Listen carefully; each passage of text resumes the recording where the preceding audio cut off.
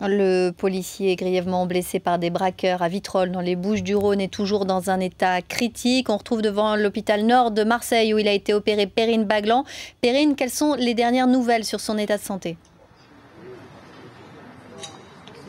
Eh bien écoutez, le sous-brigadier de la brigade anti-criminalité d'Aix-en-Provence est toujours hospitalisé ici même à l'hôpital Nord de Marseille.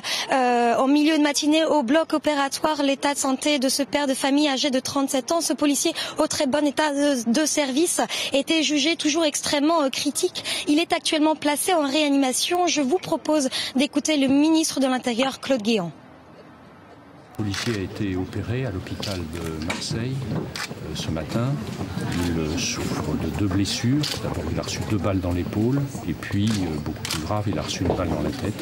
Je dois dire que malheureusement, le pronostic des médecins est actuellement réservé. L'un des agresseurs a été retrouvé mort et cet agresseur a été identifié. C'est quelqu'un qui est connu, c'est un multirécidiviste et j'espère que la connaissance de son identité nous permettra de remonter rapidement aux autres agresseurs. Au cours de la course-poursuite, l'un des 4 malfaiteurs a accidentellement et mortellement touché un de ses complices.